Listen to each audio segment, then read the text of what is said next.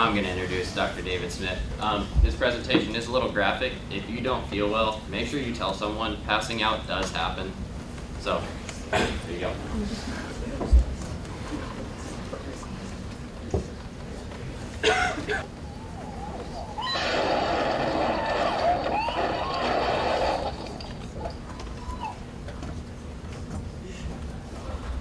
So the whole purpose of this showing you is just to kind of give you guys a minute to kind of get into the moment.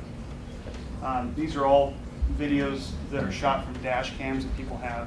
A lot of them are from Russia. For some reason, there's a propensity of people putting cameras on their dashes in Russia. So a lot of this is from that area or from street cams. It's only last a minute, so just bear with it. We'll need to improve the video a little bit so you guys can hear that.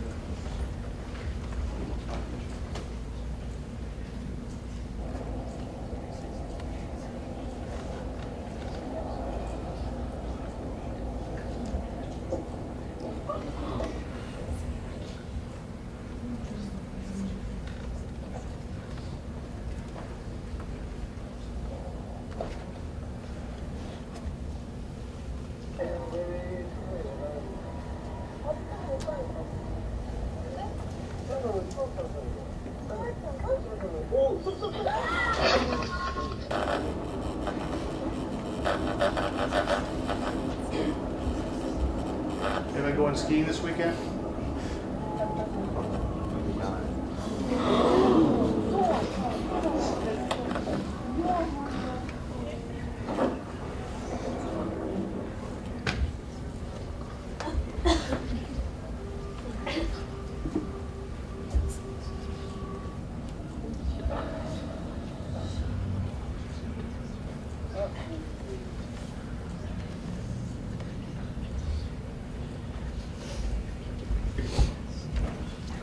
Okay, so what you're looking at, you guys are kind of guinea pigs. This is the first update of this slide set that I've done for about the last 4 years. A little bit about myself. I'm a physician up at Mercy Folsom. I also work at Center Roseville. I was a paramedic in Sacramento County for about 12 years. I flew with REACH. I worked with Sac County Metro Fire. Got a little tired of kind of the limited scope that we have to practice with, and so I decided to go back to school. I applied and got into Berkeley. I graduated from Berkeley and then went to UC Davis. I was able to stay in California by getting decent MCAT grades, and then came back to work over here after going through a 3-year residency down in Loma Linda. So as far as this stuff you're watching, this is kind of a mishmash of both things that I've seen in my career, pictures I've taken, stuff I've pulled from the internet, and also programs from the old party program, which has a basis actually in Canada. It started in British Columbia. Its demographics are very close to here. It's a well-off area. It's got a kind of a up-and-coming, it's the capital of the state, Vancouver is, and they ski a lot. There's a lot of water sports out there. They have a lake. They have the mountains. So there's a lot of drawstrings you can tie to the area here. So a lot of the things you're going to watch are based on that. This is a standard resuscitation room in any ER or any trauma center.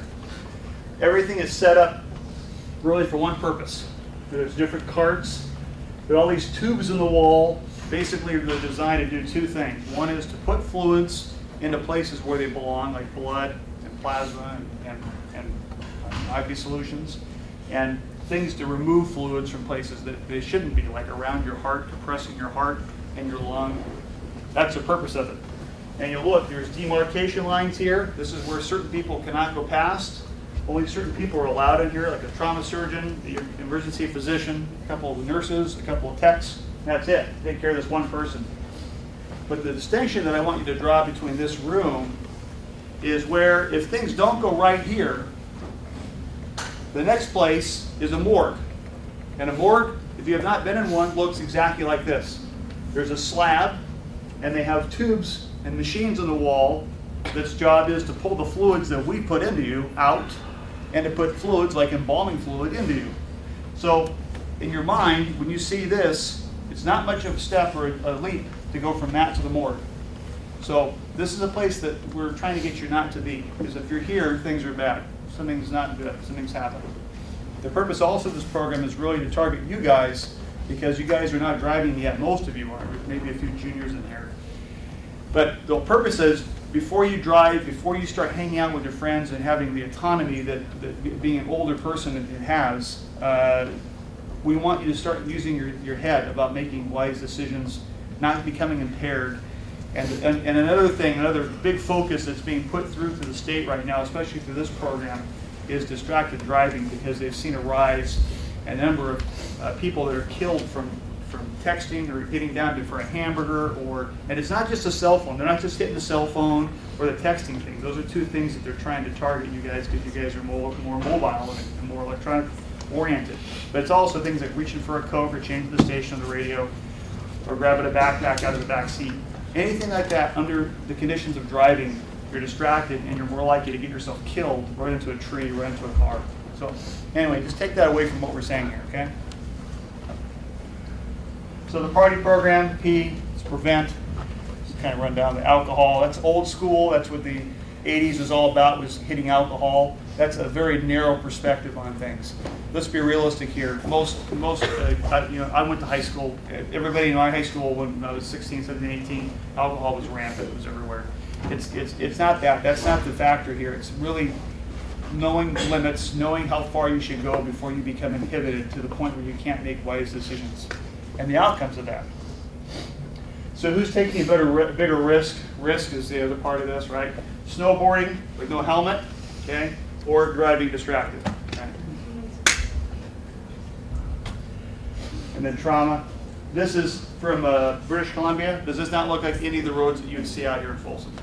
Looks like a lot of it to me. Green Valley or Bidwell, other areas, Salmon Falls.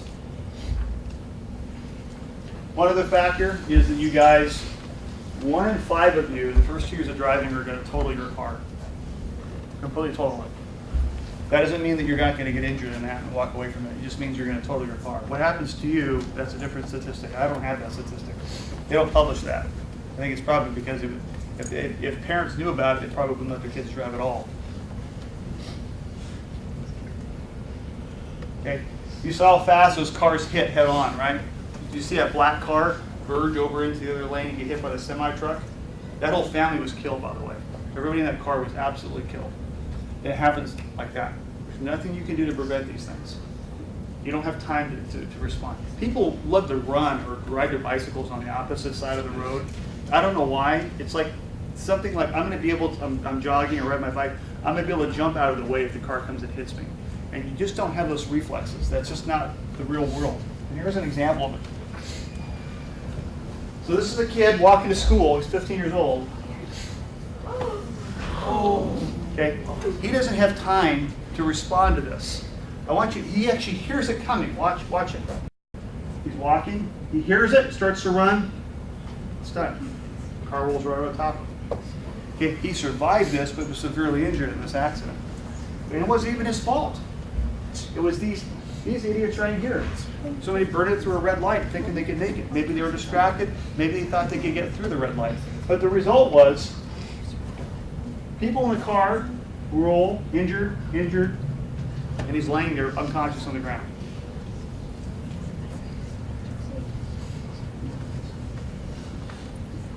Anybody seen this out here in Folsom or Eldorado Hills? Yeah. Okay. Guess what? I have a personal experience in this, and it wasn't even a damn deer. It was a friggin' cow. Okay. It was a 1,000-pound Hereford. My parents, for some reason, decided to move their only child. I don't know why it's still such an issue, only child. I'm an only child. I wish I had brothers that could direct the attention away. But my father, and I'm scarred for life because my father's an attorney. So that's the other thing. So we moved from Southern Orange County, Southern Laguna Beach, which is like pristine. I wouldn't want to be anywhere else. And I'm on the beach, right? This is Orange County. But we moved from there to Redding.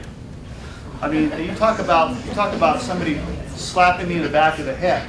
I had a hell of a time trying to get along and trying to get into that culture up there. So here I'm up there. I meet some friends, and this about 2 years later, I'm driving what is now my wife's car her brand new Honda Accord that she had just purchased. She was 1 year ahead of me in school, so she was working. We were driving her car down the road about 7 o'clock at night, December 14th, 1988. You know the date back in my head. And this damn cow was trotting down the road, a big brown cow. Boom, boom, boom, boom, boom. Coming right at us. And I didn't see it, and I hit it head on. The cow, his head, went through the front window, in between the bucket seats, and ended up going into the back seat. So his whole body was in the car, with his legs sticking out the window going forwards. And I'm still driving down the road with the cow in the car. It's like we picked the cow up when we were going down the road with the cow in the car. Something hit me in the head. The mirror, glass, the cow, I don't know what, knocked me out. My friend's on the other side of this cow, screaming at me to stop the car, but I'm going all over the road. And that particular stretch of road is lined with trees. And I'll show you what happens when cars hit trees. It's not a fun thing. Finally, I came to, pulled over, and went to the hospital and everything like that. But I've got pictures of this big cow when it was coming to. The highway patrol officer was about ready to go put it down because he didn't know if it was injured to the point where it was going to be able to get itself out of the car. But it pushed itself back out of the car and went and tried it back down to the field from whence it came. So I've had personal experience in this. But you've got to be careful. Particularly careful, and you have to look at the sides of the roads here because deer right now are kind of in a frenzy. First off, the predators are coming down closer to where they are. They're searching for water. Their sources of water are drying up. Right now it's not that way, but it will be this way in a couple months. Their sources of water are going to dry up, and so you're going to see deer in places that they will not normally be. Their whole ecosystem has been completely turned upside down. So you have to be very careful on the sides of the road. If you see one deer darting out in front of you, expect that there's 2, 3, or 4 or 5 others behind it. Just slow down, okay?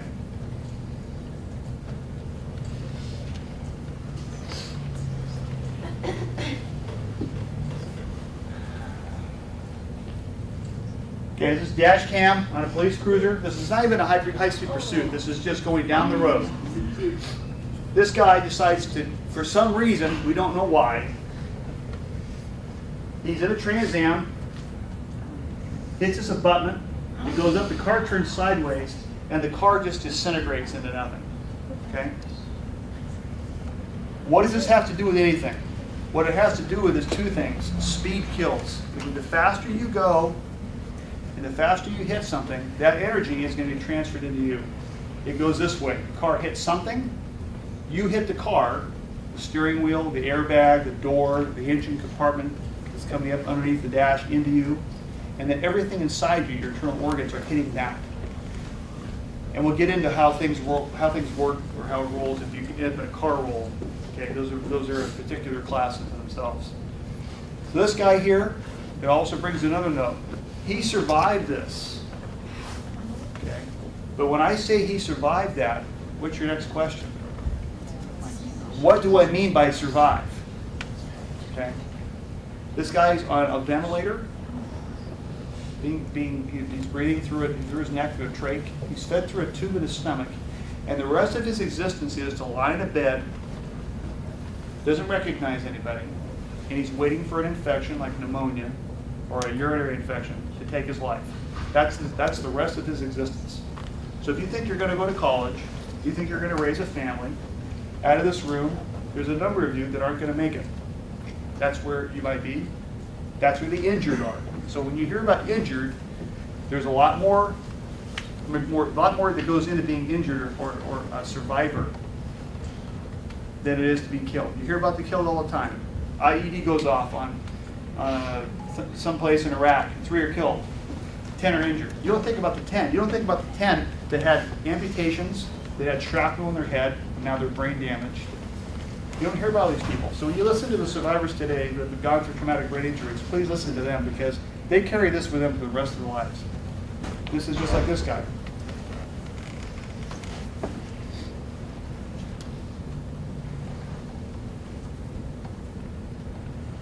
Cars, trees, not good. Here's a man for scale. How big is this tree? How many people have trees that are next to their homes or near their homes that are that size? I would say everybody in this room has. Okay, this is the city of trees. It's Sacramento is the city of trees. This is the entire Toyota MR2. This car, what you see here, everything wrapped around the tree is the entire car. The motor, the seats, the dash, the back, the tires, everything. When cars hit trees, trees are rooted into the ground. It's like hitting a steel pole that's got a 1,000-foot part of it down into the ground. You see the tip of the iceberg when you see a tree. Trees are nasty. And the other thing to mention about these photos, people tend to congregate where bodies are. So there's probably one behind the tree here, and there's probably one over here. There's a morbid fascination that people have with dead bodies, and they hang out, talk about it. That's what happens, one of the pictures that happens with cars. There's another one. In this one, this is a short tree. This tree has literally taken the car and ripped it apart so that the inside's out and the outside's in. Imagine where the people were when this car hit. They were probably thrown down the road, skidded down the road like a rock at a lake. Trees are bad. The big giant poles that they put in the ground, the power poles and the cable poles, those are all designed. Those are designed by safety engineers to break at the base. You look at the base of them, they have bolts. Those are safety release bolts. When you hit the bottom of that thing, the whole pole falls down. All that energy is transferred into making the pole come down on top of you. It doesn't tear your car apart like a tin can. That's what a tree does. That's what happened to, remind me his name, Paul Walker. Walker. That's exactly what happened to Paul Walker. He hit the tree, that was it. No chance. 100 miles an hour into a tree, you're dead, 100%. Distracted driving, okay? This is an issue of distracted driving. There's 5 10-ton dump trucks that are delivering dirt to a work site. They're all in a convoy. One of the guys in between is not paying attention. He's actually texting on a phone, just like the guy who was driving the train in Spain that went around the corner too fast. The train went up on its side and killed, I don't know how many, 30, 100 people. Just like down in LA about 5 or 6 years ago, same thing, 20 people killed there. Distracted driving. You get distracted just for a second. This is what happens. This is not a smart car, by the way. This is a Ford Escape. It's the size of a mid-size SUV.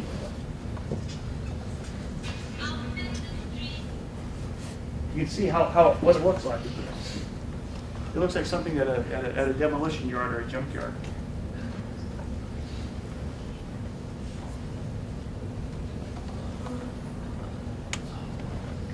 It's an entire family.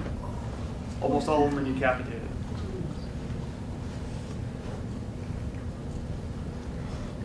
This is a car that went underneath the truck. She was talking about that. This is part of it. That's what happens. This is how low it is. There's no way you can get your head down below that fast enough.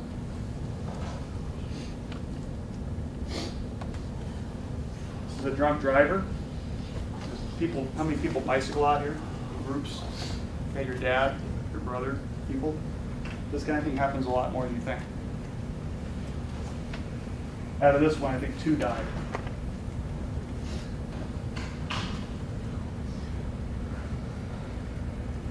Let's talk about the other side of the coin. Anyone know this guy? Anyone seen his picture? In the media? CNN, MSNBC, Fox. Okay. This guy, Texas, was driving drunk. They had 2 guys in the back of his truck that were jumping around. They were moving all over the road. He didn't see these 4 standing on the side of the road. He ran them down, doing 80 plus miles an hour. Killed all 4 of them right there. Then, as soon as he knew what he had done, he slammed on the brakes. The 2 in the back got thrown.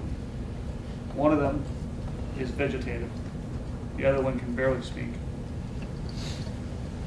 So what do you think would happen to somebody like this? What do you think the punishment would be? Murder? Manslaughter? No. No. His family has a lot of money. Money that we probably in this room do not appreciate. Because they hired their own psychiatrist. The psychiatrist came in and they turned a new term for what this boy has, which is affluenza, which means, for what the psychiatrist said, and it's an embarrassment to physicians all around the world, especially psychiatry, which means that he was so wealthy, he didn't know that he was doing something wrong, which meant he didn't know that he was drunk driving. And therefore, this should be taken into consideration. Well, as a result, he has a 10-year suspended sentence, which means he doesn't serve a day in jail, and he has to go to an alcohol treatment program, which is in Beverly Hills. It costs $500,000 a year. That is his penalty for killing 4 people. Now you tell me, the guy who just killed 4 people, 3 people, and killed himself over at Fort Hood, what kind of penalty is he going to get? Probably the death penalty. He's dead. It doesn't matter. The point is if he were still alive. There's no justice in this world. And here's the other thing about this, the other ringer. You're a minor. If you're a minor and you kill people like this, your record is as a minor. You don't go before a jury. You go before a judge. Every state's different, mind you, but this is how it is in most states. You go before a judge. Your record is sealed. And when you turn 25, that record is expunged. It's almost as if you have never committed that crime. So the victims, if you're a victim and you're in this room and somebody, one of your classmates does this to you, you're not going to get equal justice. It's just not going to happen. These 4, certainly in their families, don't feel it. They're livid, and as I am. This is the car wreck. These things here are marked where the bodies were.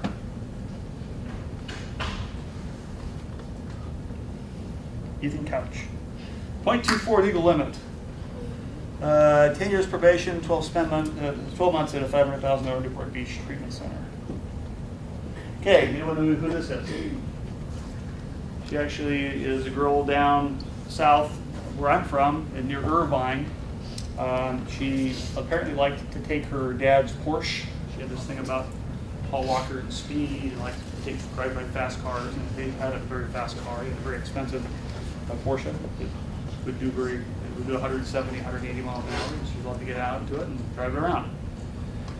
So she took it out and drove it one day and didn't make it to the toll booth on the 244, which is Irvine Boulevard right here.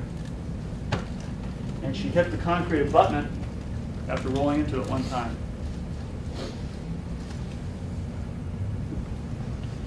That's her, and that's her in the car. I can't tell you the number of times that I have pulled fatal people, fatal accidents, fatal. How many fatals I've pulled out of cars? I've pulled a lot. Out of 12 years of doing it, I've pulled dozens and dozens of people that have been killed in car accidents. Yes, there are evidence technicians who work for the county coroner's office, whose job it is to remove the body parts. And she's literally picking up pieces from her, stuffing it into a plastic bag. Another case, this has something to do with that picture that she was talking about earlier about the car coming in. This girl was driving a car, got too close to the back end of a car, the truck stopped, she slid right underneath it and took most of her head off. This is in Mexico. In Mexico, they don't have body bags. It's too expensive. They have to use reusable pine tins. They just wash it off and then use it for the next body. This is the girl that was driving the Porsche's family. The thing I want you to bring home from this is, first, he's got an incredible amount of guilt on him. Okay, this is a toy. He got a toy. It goes fast. I mean, realistically, how fast can you drive that car legally in this country? You can only drive it at 65, 70 miles an hour, not 180. So there's that component. But think about the whole family. There's a whole family here. The whole family is 6 people. So every single wedding, every single birthday, every single time someone has a baby, anytime there's a family event, Christmas, what is it going to reflect around? What is going to sour it? Her death. Every single time, until the parents die and until they die. The ripple effect on everybody else around you. Okay, this is Jacqueline Sabarito. This is a little older. It goes back to 1999. She and her 4 friends were driving. It's a birthday party. This is again in Texas. Another state of where people think justice takes place. You know, they have the death penalty down there. Not how things are. Reality is not how things are. Car driven by a 17-year-old. They're drinking beers, went across the divider and hit their car head on. Their car immediately caught fire. The first 2 deaths were the driver and the passenger in her car, the front seat. Jacqueline was in the back. She was positioned behind the driver. Her feet got stuck under the front seat while the car was on fire. So she was in the car for about 2 minutes while people who were trying to rescue her are getting burned themselves, their arms, their heads, their face, their chest, trying to pull her from the car. They finally got her out. And that's what she looks like. You look at her hands, fingers have a lot of surface area, so that's one of the first things that goes. You lose your fingers, you lose your toes. You lose your ears, you lose eyes. Those eyes aren't working. She has no functioning eyes, she cannot see. So she goes around after innumerable, extremely painful skin grafts, talks about what happened to her. He got a year in jail, 17 years old, a year in jail, community service, and then when he turned 25, his record was expunged. Okay. Never happened. Are you a convicted felon on your application? No. Let's talk about seatbelts. Any seatbelts? Everyone knows with the seatbelts, you can undo the seatbelt. You don't get stuck in a car with a seatbelt. That's in the movies. Your car goes into water, you can get out. Okay? There's no reason not to wear a seatbelt, just as if there's no reason not to wear a helmet. Guy got into a chase after writing a bad check. Rolls his car. Get to the other one here. This is the car, slow motion, rolling. That's him.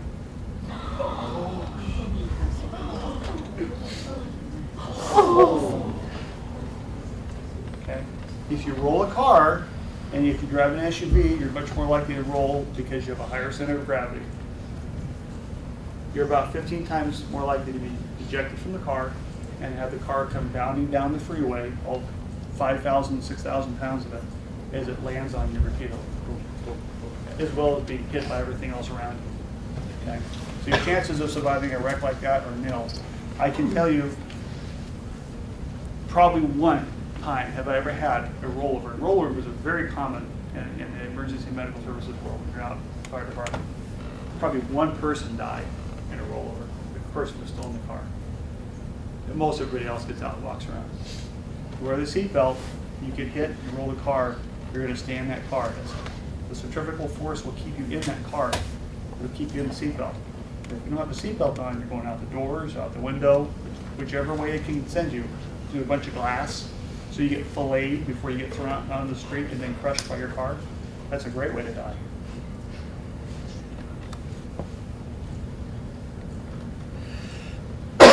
Case where the passenger and the driver both weren't wearing their seatbelts. They starred the window, put their heads through it. Okay. Imagine all the cuts they have from the glass. Didn't wear a seatbelt. Car landed on top of it. Seen this a whole bunch of times. This is an easy call for when you're in an ambulance. Nothing to do. The person's dead. Take off.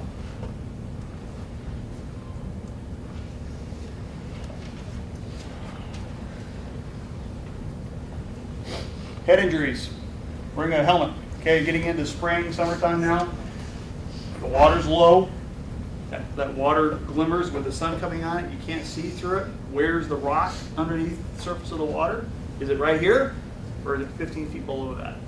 Don't jump into something you don't know how deep it is. If you get some alcohol on you, you're going to show off to your friends, hey, look at this! You jump, and then you land, drop 20 feet, and then you land on a rock that's 3 inches underneath the surface of the water.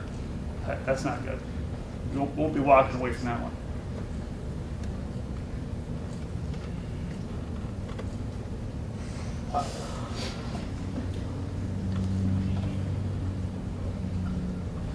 Helmets, especially around here with bicycles.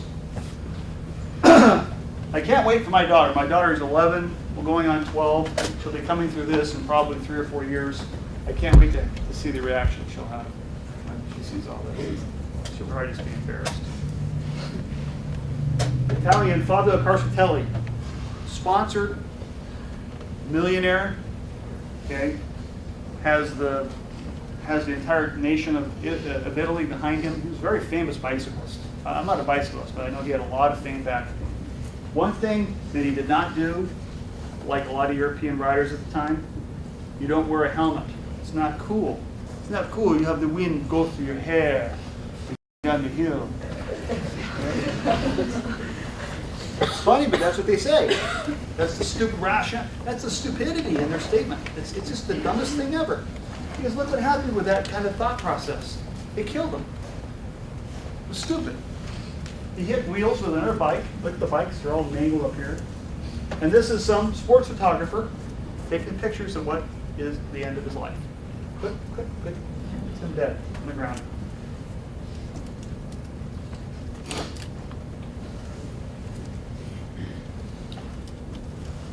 Okay, a couple years later, same stage 3, I don't know what that is in the Tour de France. Look at the bicycles, all looks like a spaghetti or something. All mixed together. Chris Boardman went down, hit his head, look at the ground. I mean, this looks like one grit sandpaper. I mean, it's horrible asphalt. Has a helmet on. He's unconscious there, but he survived. He's still alive. But why? Because he's cool and he's got thicker hair? No, because he wore a helmet. CAT scans. I do this every day. I order CAT scans on a head. Not one day does not go by to my ER that I do not order a CT of the head. This is what I'm looking for. This is the kind of thing I'm looking for. Normal, looks like a butterfly kind of thing. And then this, I don't know what the hell that looks like, but it looks like it's very bad. Looks like it needs to go to the operating room now. People who have that don't have good outcomes. They have lifelong problems. You'll hear about people like that today. I'll tell you stories. Motorcycles. To be perfectly honest with you, I've ridden motorcycles in Vietnam. I've ridden motorcycles in Thailand. I don't know of two countries that don't have a worse death record, fatal accident record than those two countries. Very high numbers of fatalities on motorcycles in Thailand and in Vietnam. Just isn't any, nobody follows rules. But I survived it, and having come through that, I won't ever do it again. And this is why, because I've seen this kind of thing before. When you're on a motorcycle and you don't know how to control the motorcycle, and I think at your age yet, you still don't have the ability, the skill set for it, you're open to all the elements in the road.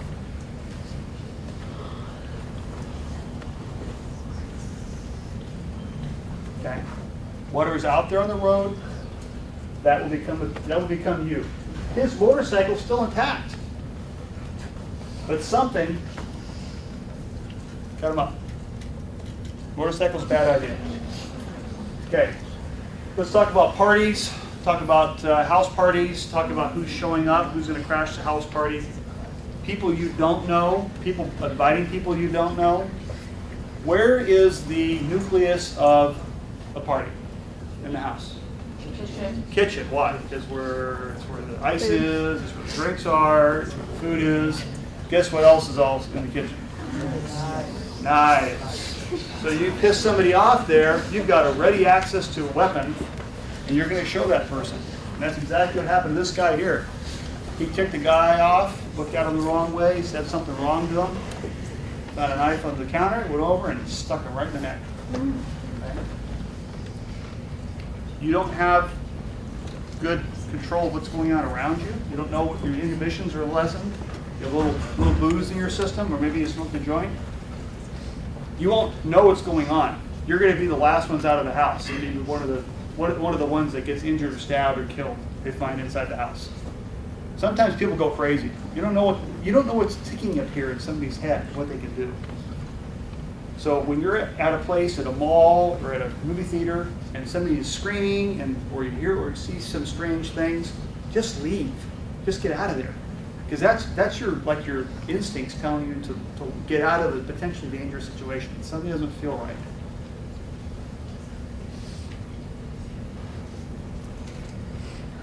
Spinal injuries. I kind of went over this earlier about jumping into the legs and rivers.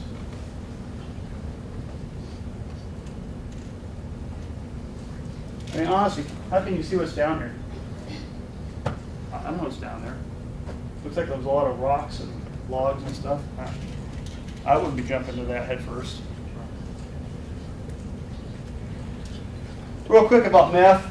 I do a lot of stuff off to the side from the ER that involves meth and busting meth. I don't really want to get into it at this point why, but the point is I just want to show you this to kind of give you an idea that if you're talking with somebody or dealing with somebody who looks like this, suspect this is what they do, they're not a good person, don't deal with them.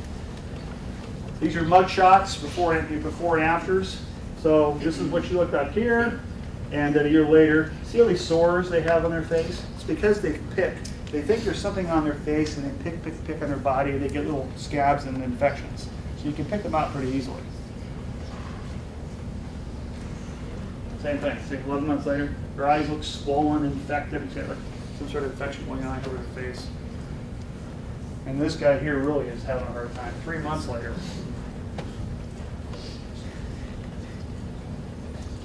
Meth is pretty hardcore. I've heard from people who use meth, it usually takes one or two tries, and that's it. But you're on it. It's that much of a high. You can't get off of it. Amy Weinhardt, have you heard about Amy Weinhardt? Pretty soon I'll have to take this off because nobody will have heard of her anymore. But I'm pretty certain she was in the meth. It's just the way her body. This is at an award ceremony. This is at some other award ceremony.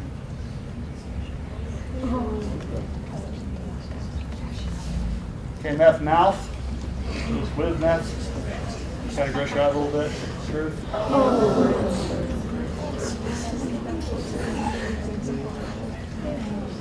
Weinhardt's teeth.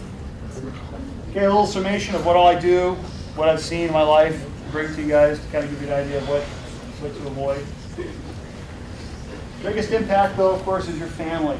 This is what out of my job, this is the thing that makes it more, I try to push it off as much as I possibly can to the very last minute, and that is, you know, that a kid or somebody died, a car accident or a heart attack, and they've already wrapped up the code, and now I hear that the family's in the play. And now it's my job to go down there and tell them, you know, despite everything we've done, despite everything that we have in the emergency department, there's nothing more that I'm able to do to try to help your son be passed on. And of course, they lose it. And for me to keep my composure, it's difficult. But that's where I compartmentalize work and home. I don't bring work to home, and I don't bring home to work. That's how I continue to survive in this business, and I've done it all this time. But one other thing is, kind of my favorite motivational thing. I'm kind of my emergency department manager is here. She'll appreciate this. It's my humor. Mistakes. It could be that the purpose of your life is only to serve as a warning to others. So here you have, imagine this picture in your head. You've got the settlers going across the desert. They've been there for 3 weeks. They're running out of water. They're running out of food. And they come upon this water hole. And around the water hole are like 5 skeletons. Okay? What are you going to do? You're dying of thirst. Are you going to drink the water? Or are you going to look at the 5 skeletons and go, wait a minute, why are there 5 skeletons there? The purpose of your life could just be as a warning to others. You may not make it to your goal. You may not make it to your college interview. You may not make it to your marriage. If you don't listen to some of the things that we're telling you, the reason we're telling you this stuff is because we've seen it firsthand again and again and again and again. And it's the same patterns. Distracted driving, helmets, seatbelts. Okay? That's all I got to say. Thanks for your time.